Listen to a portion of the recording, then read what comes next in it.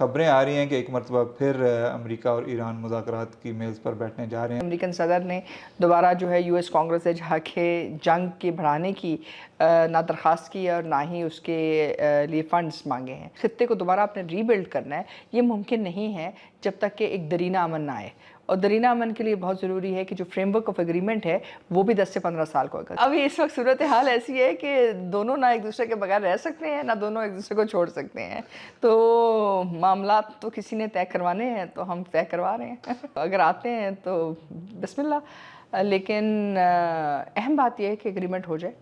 اگر 14 مئی تک نہیں ہوتا ایگریمنٹ تو پھر معاملات مشکل ہیں۔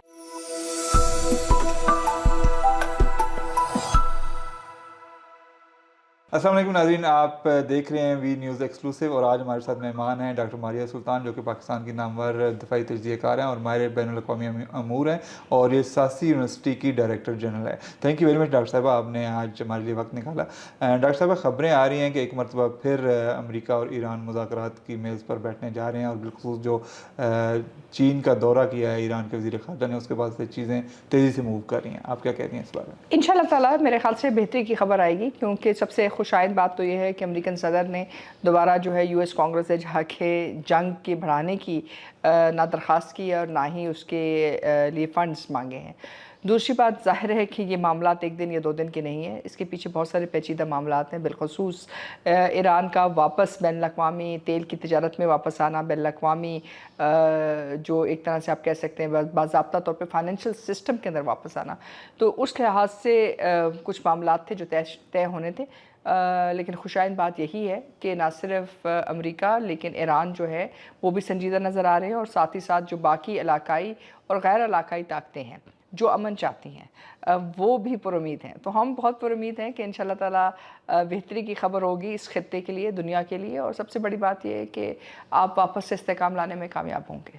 تو ان کے جو ابھی بھی کہہ رہے ہیں کہ جو خبریں آ رہی ہیں ان کے مطابق ابھی بھی جو یورینیم کے انریچمنٹ کا جو ایشو ہے اس پہ ابھی معاملہ اٹکا ہوا ہے، کیونکہ یہ USA چاہ رہا ہے کہ 20 سال کے لیے ایران بند کرے، اور جو ابھی لیٹسٹ نیوز ہے اس کے مطابق ایران جو ہے وہ 12 سے 15 سال پہ ایگری ہو رہا ہے۔ تو وٹ ڈو یو تھنک کہ اس میں ہو جائیں گے ایگریمنٹ یا کیا؟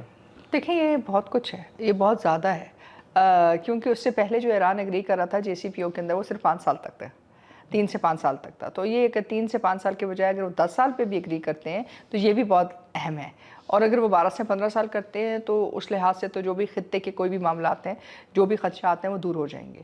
اور سب سے بڑی بات یہ کہ اس وقت جتنی بڑی جنگ ہوئی ہے مشرق وسطیٰ کے اندر، بالخصوص ایران کی اسٹریٹ آف ہارمز پہ، جتنا بین الاقوامی تجارت کو جو ہے امپیکٹ ہوا ہے، اور اس کے ساتھ ساتھ جو اس خطے کو دوبارہ اپنے ری بلڈ کرنا ہے، یہ ممکن نہیں ہے جب تک کہ ایک درینہ امن نہ آئے، اور درینہ امن کے لیے بہت ضروری ہے کہ جو فریم ورک آف ایگریمنٹ ہے وہ بھی 10 سے 15 سال کو ہوگا۔ دیکھیں، اس کو اس طرح نہ دیکھیں کہ ایران 15 سال کے لیے امریکہ کو کیا دیکھ رہا ہے، آپ کو یہ دیکھنا پڑے گا کہ 15 سال تک امریکہ بھی ایران کے ساتھ کمٹ ہو جائے گا کہ وہ تمام مرات ایران کو دے، تاکہ ایران جو ہے واپس باضابطہ طور کے اوپر سسٹم کے اندر آئے۔ تو یہ ایک طرح سے کانفیڈنس بلڈنگ معیار بھی ہوگا، اور کچھ وقت درکار ہے، کیونکہ ظاہر ہے جب بے اعتمادی زیادہ ہوتی ہے تبھی جنگیں ہوتی ہیں۔ تو امریکہ کیا مراد دے سکتا ہے ایران کو؟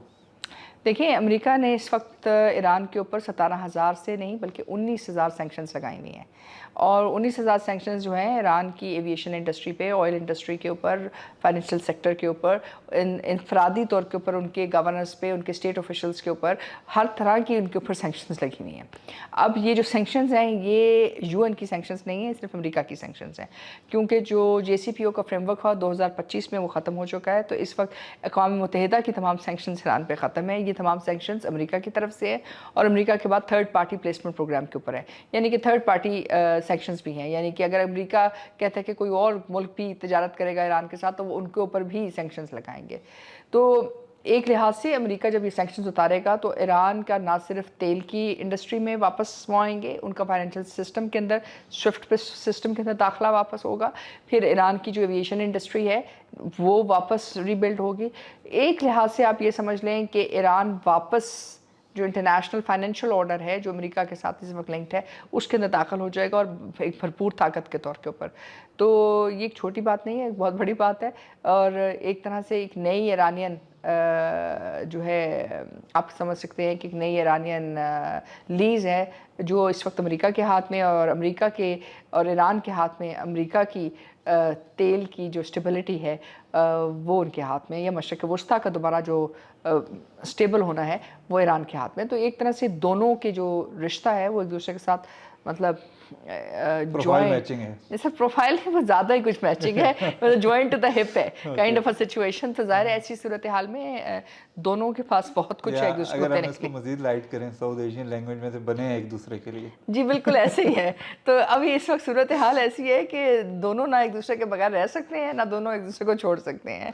तो मामला तो किसी ने तय करवाने हैं, तो हम तय करवा रहे हैं। अच्छा मैम, इसको हम एक्सटेंड करते हैं लाइटर नोट को, तो ये मिलन कितना जल्दी हो रहा है आप मतलब क्या हम देखिए ऑलरेडी बहुत ज़्यादा एक्सटेंड हो गया है। इसको असूली तौर के ऊपर हो जाना चाहिए था अभी, लेकिन क्योंकि मामला थोड़े से पेचीदा हैं और ये अमेरिका की सैंक्शंस हैं जो अमेरिका के सिस्टम के अंदर लगी हुई हैं, तो ज़ाहिर है बहुत सारा वक्त दरकार था अमेरिका को भी इन सैंक्शंस की रिमूवल के लिए भी। अगरचे ये एग्जेक्टिव ऑर्डर के ज़रिए लगी हुई हैं जो अमेरिका की तरफ से लगी हुई हैं, लेकिन उसका इम्प्लीमेंटेशन होता है मुख्तलिफ डिपार्टमेंट्स के अंदर। सो वो उठने में ज़ाहिर है फैसला करना था, फिर ये भी करना था कि किन बेसिस पे, किन मराद पे, किस फ्रेमवर्क पे ये तय होगा। जो स्टेलमेंट आपको नज़र आ रहा है स्टेट ऑफ हॉर्मुज़ में, और बिलखसूस ईरान की यूएई के साथ जो आप एक तरह से कह सकते हैं मंजरनामा था, उसके बाद ये वाज़ेह होगी बात कि जो ऑपरेशन फ्रीडम है वो उस तरह नहीं चल सकता था जैसे कि अमेरिका तवक्को करता है, यानी कि चालाकी नहीं हो सकती थी, इसलिए बात बराह रास्त ही होनी है। तो ऐसी सूरत हाल में हम उम्मीद करते हैं कि अमेरिका के सदर के चीन जाने से पहले मामला तय पा जाएंगे। तो आज हम बात करें 6 मई को, तो वो जा रहे हैं 14 मई को, तो क्या उससे पहले वो पाकिस्तान आएंगे, यहाँ पे होगा एग्रीमेंट, या उसके बाद आपकी क्या असेसमेंट क्या आपकी? हमारी असेसमेंट तो यही है कि वो पाकिस्तान रुकेंगे, क्योंकि ये उन्होंने ख़ुद कहा है कि अगर एग्रीमेंट होता है तो मैं पाकिस्तान आऊँगा, खाना भी खाऊंगा और मिलूंगा भी, और हो सकता है इंडिया को भी बताएं कि जी वो 7 सिफर ही था जो मान नहीं रहे हैं, तो अगर आते हैं तो बिस्मिल्लाह। लेकिन अहम बात यह है कि एग्रीमेंट हो जाए। अगर 14 मई तक नहीं होता एग्रीमेंट तो फिर मामलात मुश्किल हैं, फिर इसका मतलब है कि स्टेलमेंट बहुत मुश्किल है और वो आगे नहीं बढ़ रहा।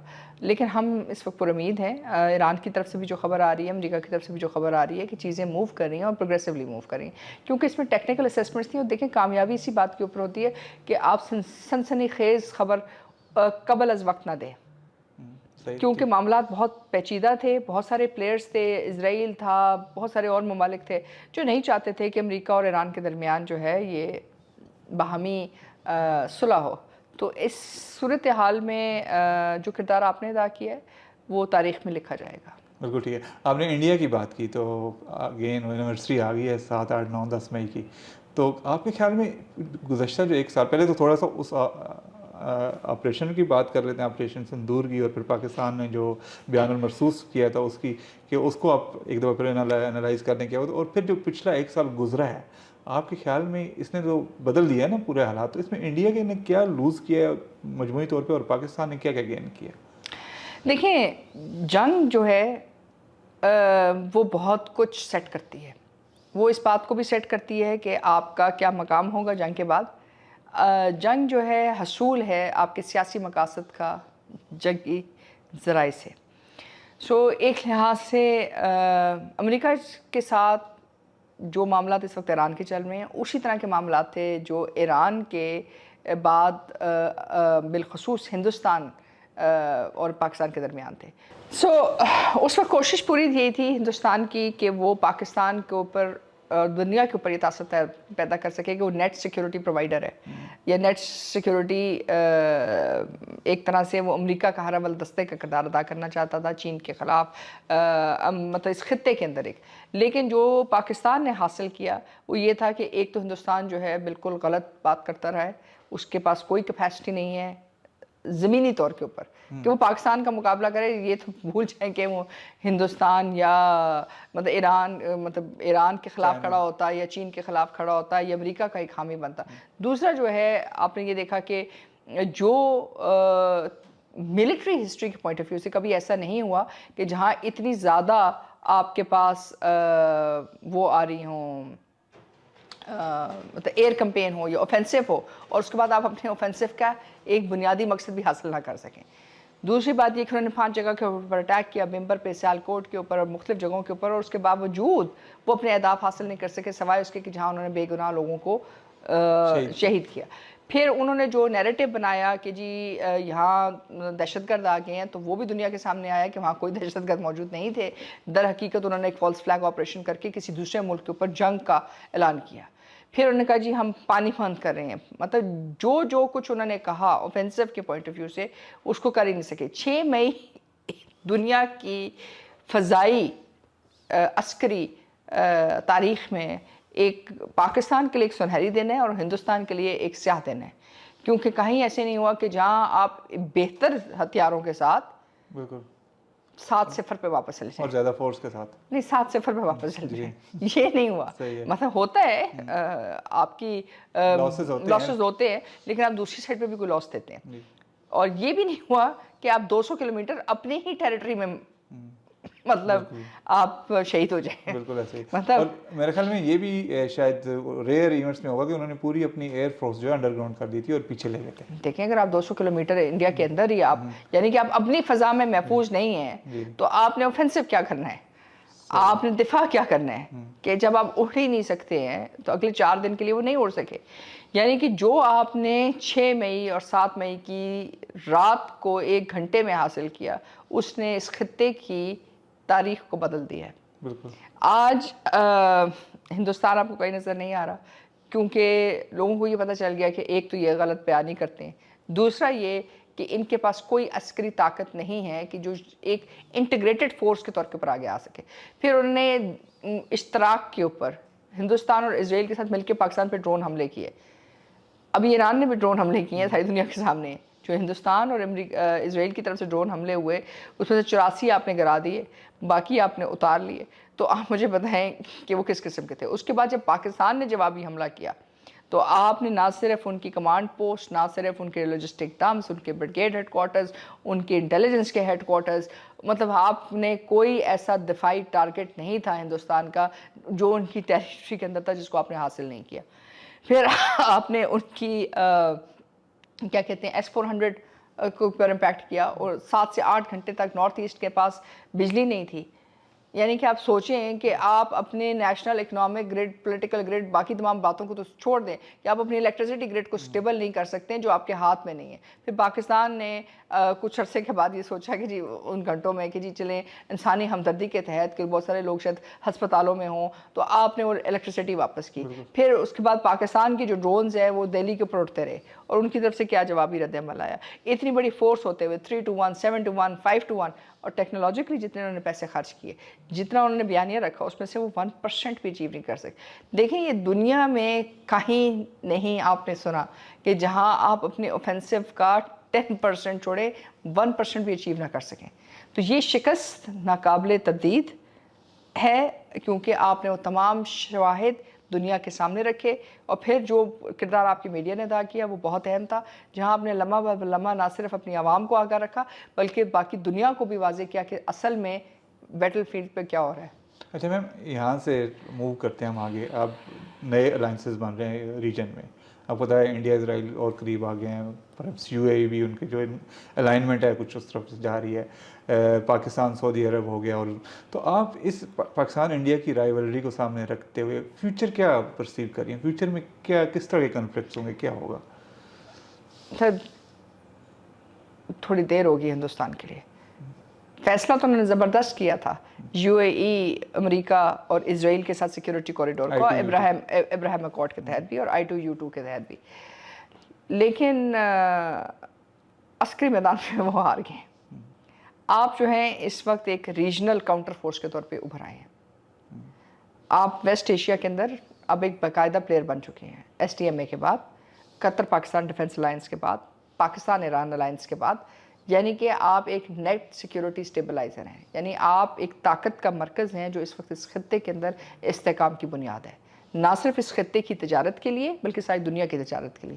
نہ صرف اس وقت ٹرانسشپمنٹ ہب کے طور کے اوپر، لیکن مستقبل میں بھی کوئی بھی سیکیورٹی کوریڈور بنے گا، چاہے وہ نارتھ سے ساؤتھ بنے چاہے ایسٹ سے ویسٹ بنے، پاکستان کا محفوظ ہونا بہت ضروری ہوئے گا. پاکستان کا جو اس میں کردار ہے کلیدی ہے. اور یہی وجہ ہے کہ جیسی ہی یہ بات طے ہوئی ہے کہ یہ نظر آ رہا ہے کہ امریکہ اور ایران کے درمیان معاملات طے ہو رہے ہیں، تو ہندوستان کی طرف سے جو دہشت گردی کے واقعات ہیں پاکستان میں اس کی ایک نیو لہر آپ دیکھنے میں دیکھ رہے ہیں. لیکن ان لہروں سے چیزیں رکتی نہیں ہیں. جو اسٹریٹجک پلین پہ آپ کو ڈیفیٹ ہوئی ہے اس کو آپ کاؤنٹر ٹیررزم کے تھرو یا ٹیررزم کے تھرو نگیٹ نہیں کر سکتے. آپ کا نہیں خیال کہ انڈیا ایک اور اٹیمپٹ کرے گا پاکستان جی بالکل کرے گا, اس میں کوئی شک نہیں ہے, کیونکہ دیکھیے اس وقت جو کچھ انہوں نے لوز کیا ہے وہ کوئی کم نہیں ہے. لیکن پرابلم اس وقت ان کی اٹیک کا نہیں ہے. اٹیک آپ ضرور کرتے ہیں, دشمن ہیں آپ, ٹھیک ہے, آپ کا حق بنتا ہے, لیکن مسئلہ یہ نہیں ہے کہ آپ اٹیک کریں. مسئلہ یہ ہے کہ آپ اپنی جو کمپلیٹ ڈیفیٹ ہے اس کو ریورس کر سکتے ہیں, اور کیا آپ اس پوزیشن میں ہیں.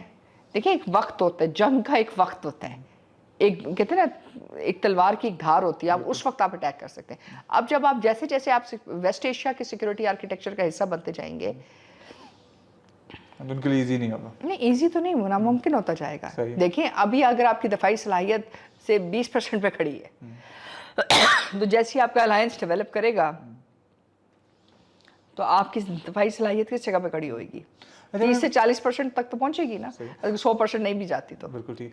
میم یہ کہ ڈسپائٹ اس کے کہ انڈیا جو ہے اس کو گزشتہ 1 سال میں انٹرنیشنل فورم سے بڑی مار پڑی ہے, نہ صرف وہ جنگ ہارے ہیں بلکہ ڈپلومیٹکلی بھی ان کے کافی ایڈورس سچویشن رہی ہے, اور وہ بالکل تنہا ہو گئے ہیں. ان کا جو پروپیگنڈا تھا, جو ان کا بیانیہ تھا, وہ پٹ چکا ہے. لیکن سرپرائزنگلی مودی صاحب جو ہیں ڈومیسٹکلی ان کی پارٹی جو اسٹرانگ ہوتی جا رہی ہے, پھر وہ الیکشن جیت گئے ہیں.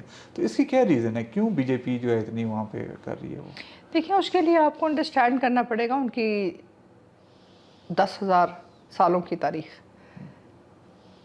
تاریخی طور کے اوپر انہوں نے اپنے لوگوں کے ساتھ سب سے زیادہ ظلم کیا ہے, جو ان کی کاسٹس ہیں.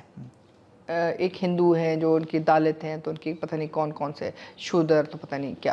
سو وہ جو ان کی کاسٹ سسٹم ہے, آپ نے ان شخصیات سے یہ حق ہی لے لیا ہے کہ وہ انسان ہو. صحیح.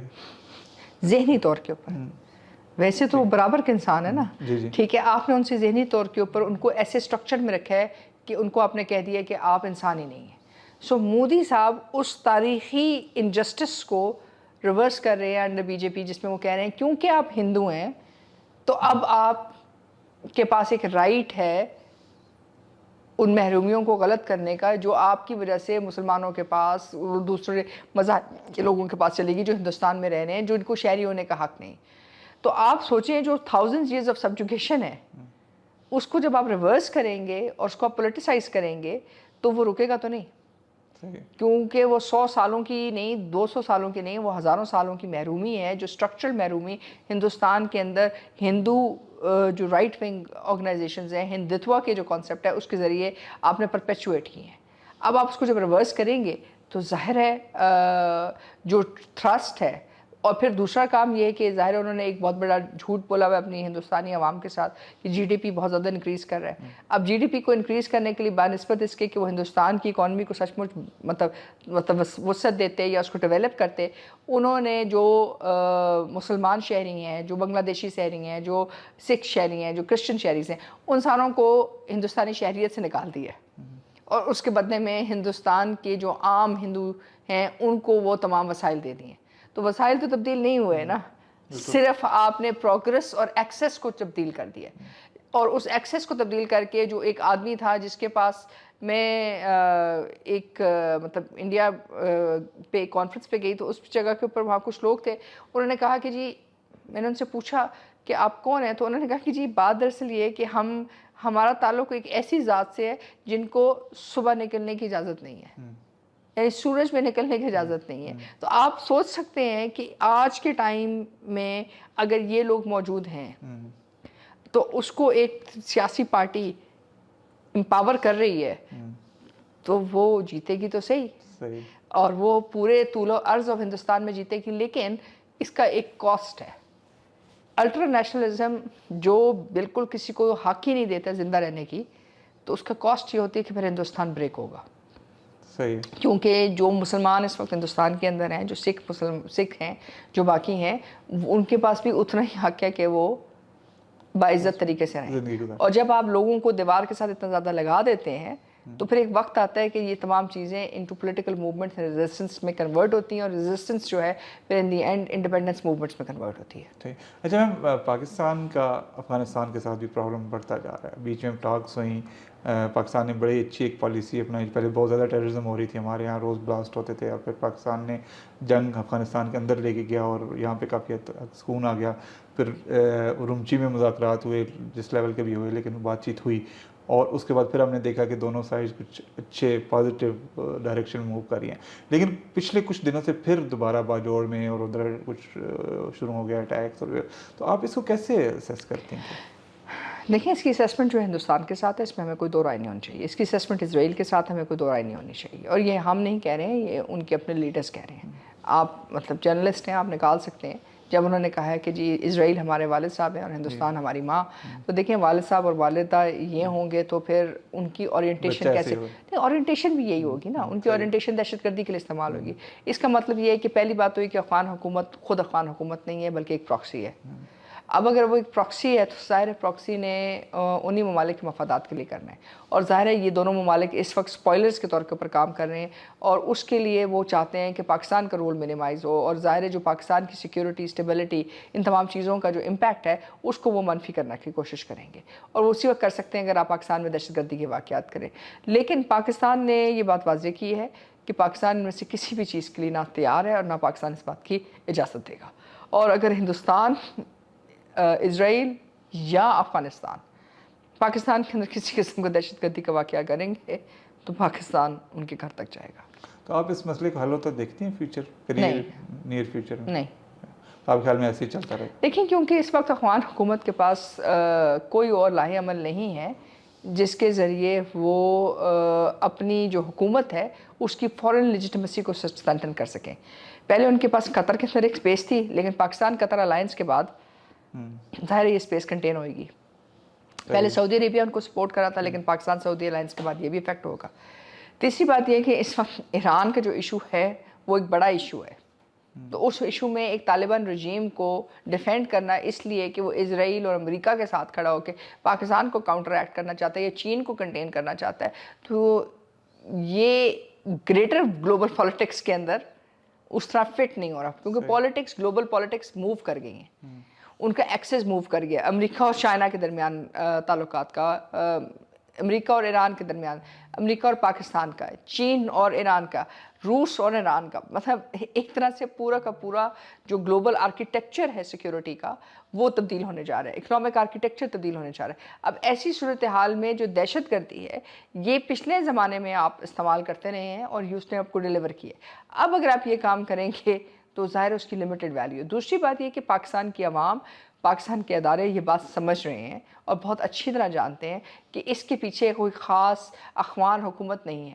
ہم نے خود تقریباً 800-900 سے زائد انٹرویوز کیے ہیں، لیکن میں آپ کو حلفاً کہہ رہی ہوں کہ ہم نے جتنے بھی ان کے لیڈر سے ملاقات کی ان میں سے کسی لیڈر نے ہمیں یہ نہیں کہا کہ وہ اخوان مسئلے کے لیے پریشان تھے. ہر ایک نے کہا، کسی نے کہا تاجک، کسی نے کہا ازبک، کسی نے کہا پشتون، کسی نے کہا ہزارہ. یعنی کہ جو اخوان مسئلہ ہے وہ اخوان حکومت اگر فیصلہ کرے تو بات بنتی ہے، لیکن اس وقت اخوان حکومت نہیں ہے، ایک طالبان رجیم ہے، ایک گروہ ہے جو یہ سمجھتا ہے کہ اس کی لیجٹمیسی ان تمام خارجہ پالیسی کی حکمت عملی کے ساتھ طے شدہ ہے. تو ظاہر ہے ان کی اپروچ بھی ڈیفرنٹ ہوئے گی اور آپ کی اپروچ بھی. اچھا میم، پاکستان کا جو سب سے بڑا پرابلم ہے وہ اکانومی کا ہے. تو کیا اب یہ جو دنیا اگر یہ کرائسس سالو ہوتا ہے ایران والا اور اس کے بعد ریلیٹیولی اسٹیبلٹی آتی ہے، تو کیا پاکستان اکنامیکلی بھی پروگرس کرے گا؟ اس میں کیا چانسز کیا ہمارے چانسز بہت بہتر ہیں الحمدللہ.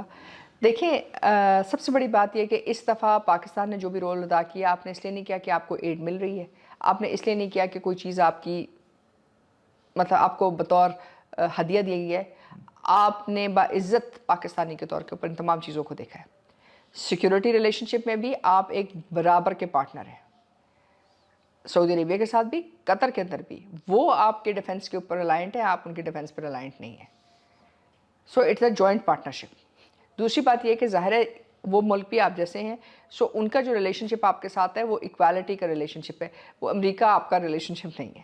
दूसरा आपने अमेरिका और चाइना के दरमियान जो इतिहाद किया है उसकी वजह से, या उसकी मतलब जो भी आप जीता की तरफ जा रहे हैं, ईरान के मामला तय करने जा रहे हैं, तो ज़ाहिर है जो ट्रांसशिपमेंट्स एग्रीमेंट्स हैं जो पहले यूएई जा रहे थे, अब यूएई को और मशरक़ वस्ता को वक्त लगेगा 6 से 8 महीने कम अज़ कम या साल, जब तक वो ऑपरेशन डी माइन नहीं होता, जब तक स्ट्रेट ऑफ हॉर्मुज़ नहीं खुलता। तो ज़ाहिर है इस वक्त तक दुनिया ने तिजारत तो करनी है, और तकरीबन 3 से 4 ट्रिलियन डॉलर्स तक की तिजारत यहाँ से गुजरती है। अगर उसका 2% भी पाकिस्तान उठाता है और कराची की तरफ ट्रांसशिपमेंट हब बनता है, तो जो कराची के ख्वाब थे, जो गवादर के ख्वाब थे, वो सब ज़िंदा होते हैं। दूसरी, आपने अभी ईरान के साथ जो है ट्रांजिट ट्रेड एग्रीमेंट के 6 रास्ते खोले हैं। ज़ाहिर है इससे जो है बहुत बड़ी एक ट्रांसशिपमेंट हब जो है वो कराची बनने जा रहा है, और ना सिर्फ कराची बल्कि गवादर। तो इसके इम्प्लीकेशंस हैं जो बहुत मस्बत हैं, और आप तजारत दुनिया के तजारती हब के तौर के ऊपर उभरेंगे और दुनिया के सिक्योरिटी हब के तौर पे उभरेंगे। तो मेरे ख़्याल से ये बेहतर है आपके लिए बनस्बत इसके कि आप किसी से कोई इमदाद मांगें या कोई कोटा मांगें, और फिर आपकी जो नई आइंदा आने वाली नस्ल है उसके लिए ये तमाम ज़राए खुलेंगे अगर आप चाइना के साथ, अमेरिका के साथ, इन तमाम ममालिक के साथ तजारत के अंदर जो है पार्टनरशिप्स के तौर के ऊपर आगे आते हैं। आखिरी सवाल है मेरा कि आप पोस्ट ईरान वार इस रीजन को कैसे देख रही हैं और इस दुनिया को कैसे देख रही हैं? देखें, दुनिया तब्दील होने जा रही है, इसमें कोई शक नहीं है, लेकिन जो बाजी है वो अमेरिका के हाथ में है इस वक्त। क्योंकि देखें, अगर तो ईरान वापस आ जाता है और ये डील हो जाती है, तो फिर जाहिर है डील डॉलर में वापस आने की होगी, और अगर डॉलर में वो वापस आते हैं तो इसका क्या मतलब है? इसका मतलब ये है कि तेल और जो डॉलर के दरमियान रिश्ता है वो कायम रहेगा। अब उसके बाद अगर बैनुल-अक़वामी तिजारत के अंदर, चाहे युआन के अंदर हो या ना हो, अगर बुनियादी तौर पे एनर्जी जो है वापस डॉलर के साथ लिंक हो जाती है 100%, तो जो डी डॉलराइजेशन ड्राइव है उसको री इन्वेंट करना कुछ वक्त लगेगा दोबारा। सो एक लिहाज से ये सदर ट्रंप की अमेरिका के लिए एक बहुत बड़ी जीत होगी। दुनिया के अंदर स्टेबिलिटी आएगी मे बी अगले 5 से 10 साल तक, और एक तरह से जो आप हकीकत है ना, जो हम हर कोई कहता है कि जी दुनिया ग्लोबलाइज हो गई है, उस ग्लोबलाइजेशन की एक हकीकत ये भी है कि हर कोई एक ही इक़्तिसादी सिस्टम का हिस्सा बन चुका है। मसला इसलिए आया था क्योंकि 80% जो ममालिक थे उनके ऊपर सैंक्शंस लग गई थी, तो वो उस इक़्तिसादी हिस्से से बाहर निकल गए थे। अब वो जो 80% दुनिया की इकॉनमी थी, अगर वो अपने वसाइल को एक दूसरे के साथ इस्तेमाल करती और अमेरिका को उसके अंदर शामिल नहीं करती, तो अमेरिका को एक ख़तरा लाहिक हो गया था, जो सचमुच एक रियलिटी बेस्ड ऑर्डर बन गया था। यानी कि जहां अमेरिका की आहिस्ता आहिस्ता डी डॉलराइजेशन एक नेचुरल प्रेफरेंस थी, इस वक्त वो दोबारा अल्टरनेटिव के तौर के ऊपर वापस आ गए हैं दुनिया के एनर्जी मार्केट में, अगर ये डील कंप्लीट होती है। सो एक लिहाज से और अगर डॉलर स्टेबलाइज होता है तो चाइना स्टेबलाइज होता है, तो चाइना स्टेबलाइज होगा तो ये तमाम चीज़ें स्टेबलाइज होंगी। लेकिन जो असल चैलेंज आएगा वो बेल्ट एंड रोड इनिशिएटिव की कंट्रीज़ के ऊपर आएगा, और बाद में बहरहाल दुनिया इस बात का फैसला करेगी कि वो कितनी हद तक डिपेंडेंट होना चाहते हैं। बहुत सारे फैसले बहुत सारे मुल्क दोबारा करेंगे। आप दुनिया को इसके बाद रीजनलिज्म के पैराडाइम से देखेंगे, यानी कि जापान, रूस एक दूसरे से माहिदा करते हुए नज़र आएंगे आपको। यानी हर रीजन जो है वो अपने रीजन के अंदर नए सिक्योरिटी अलाइंसेस बनाएगा, क्योंकि जो चीज़ नज़र आ रही है कि वो ये कि ग्लोबल पावर की एक लिमिटेशन है जब एक रीजनल सिक्योरिटी सिचुएशन तब्दील होती है कि वो आके एक बैनुल-अक़वामी जंग लड़ सके, जो अमेरिका के साथ हुआ है। तो उससे रीजनलिज्म डेवलप करेगी, रीजनल सिक्योरिटी आर्किटेक्चर आगे जाएंगे, इकोनॉमिक ऑर्डर इंटरडिपेंडेंट रहेगा, सिक्योरिटी ऑर्डर भी तब्दील होएगा जहाँ रीजनलिज्म आएगी। लेकिन उससे भी जो सबसे बड़ी अहम बात यह है कि जो आपका इकोनॉमिक ऑर्डर है इन IT, साइबर एंड स्पेस, वो प्रीडोमिनेंट करेगा future of economics and defence. और कोई जंग होगी इसके बाद? तो जंगें तो होती रहती हैं। ये तो आपने गलत सवाल किया। देखिए, वो तो कहते हैं, हम जब पढ़ाते हैं तो हम कहते हैं कि हॉब्स की थ्योरी के मुताबिक इंसान फितरतन झगड़ालू है, और कुरान में भी है कि आप फितरतन झगड़ालू हैं। तो जंगें तो होंगी जब तक कि इंसाफ नहीं होगा, और दुनिया में इंसाफ देने के लिए आपको बहुत बड़ा दिल चाहिए, और अल्लाह सवाए अल्लाह की ज़ात के कोई इंसान ज़रा कम पेशतरी देगा। तो अभी तो जो ग्लोबल सिस्टम है वो ऑर्डर बेस्ड नहीं है, ना वो जस्टिस बेस्ड है, वो पावर बेस्ड है। तो जब पावर बेस्ड सिस्टम है तो ज़ाहिर है जब भी पावर किसी की कम होगी तो दूसरा कंटेंडर तो आएगा। چلیں بہت شکریہ ڈاکٹر صاحبہ. ہم امید کرتے ہیں کہ جنگیں اگر ہوں گی تو کم ہوں اور یہ ہم امید کر سکتے ہیں. انصاف جو ہے فائنلی وہ آ جائے, پریویل کرے اور امن آ جائے دنیا میں. آپ کا بہت بہت شکریہ, آپ نے وقت نکالا. ناظرین, آپ اس طرح کے مزید اچھے انٹرویوز اور خبریں اور تبصرے دیکھنے کے لیے آپ دیکھتے رہیے WeNews.pk. بہت شکریہ.